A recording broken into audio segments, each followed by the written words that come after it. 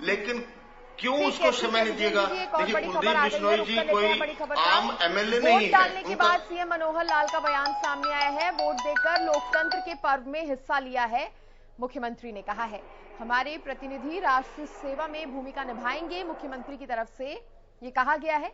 राज्यसभा चुनाव में मुख्यमंत्री मनोहर लाल ने वोट डाल दिया है और वोट डालने के बाद सीएम की तरफ से ये जो बयान है सामने आया है, ये बात मुख्यमंत्री ने कही है कि वोट देकर लोकतंत्र के पर्व में उन्होंने हिस्सा लिया। उन्होंने कहा कि हमारे प्रतिनिधि राष्ट्र सेवा में अहम भूमिका निभाएंगे। तो राज्यसभा चुनाव से जुड़ी एक और अपडेट आपको बता रहे हैं। जिस तरह से खबर हमने ब्रेक की थी, मुख्यमंत्री मनोहर लाल खट्टर ने जैसे ही वोट डाला हमने आपको बताया, और अब वोट देने के बाद मुख्यमंत्री की तरफ से ये बयान आया है। उन्होंने कहा है कि लोकतंत्र के इस पर्व में हमने हिस्सा लिया है। उन्होंने कहा कि इस पर्व में मैंने हिस्सा लिया और वोट देकर लोकतंत्र के पर्व में हिस्सा लेना गर्व की बात है।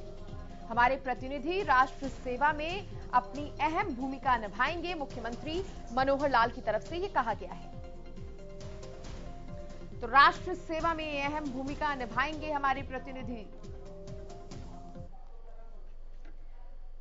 सुशील, मुख्यमंत्री का बयान, लोकतंत्र के पर्व में हिस्सा लिया, हमारे प्रतिनिधि राष्ट्र सेवा में भूमिका निभाएंगे अहम।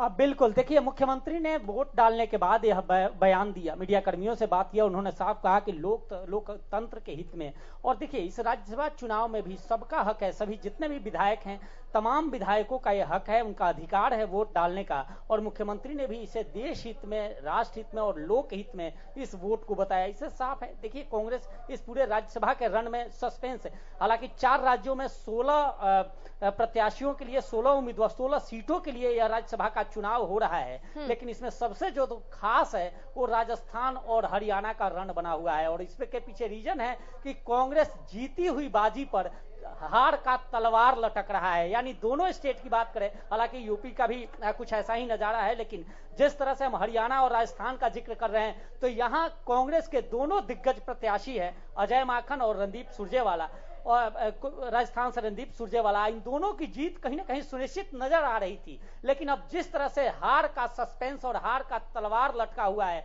और यही कारण है कि ये रण जो है वो रण काफी दिलचस्प नजर आ रहा है। और अभी बयानबाजियों का दौर है। हालांकि अब तक आपको बता दें अपने दर्शकों को 28 से ज्यादा वोट पड़ चुके हैं, और अब कांग्रेस के जितने भी एमएलए हैं वो सभी वहां हुड्डा निवास पे मौजूद हैं और थोड़ी देर में वहां से निकलेंगे। एक और बयान कांग्रेस का के तरफ से आ रहा है कि वो दावा कर रहे हैं कि कांग्रेस इसमें जीत रही है, और जितना आंकड़ा, जितने नंबर्स चाहिए, जितने विधायकों की संख्या चाहिए, वो विधायक कांग्रेस के पास मौजूद हैं। तो ये कांग्रेस की तरफ से लगातार दावा किया जा रहा है। हालांकि 5 बजे तक का इंतजार है और सबको इंतजार है कि ये जो सियासी रन है इसका रिजल्ट क्या आता है, और 5 बजे के बाद यह क्लियर हो पाएगा कि इस सियासी रन में वास्तव में कांग्रेस जो दावा कर रही थी उन दावों में कितनी सच्चाई है। और उससे पहले भारतीय जनता पार्टी, जो हरियाणा के गृह मंत्री हैं, उन्होंने जो दावा किया, या फिर जो जेजेपी के महासचिव हैं दिग्विजय चौटाला, उन्होंने जो दावा किया, उनमें कितनी सच्चाई है। जी ठीक है सुशील,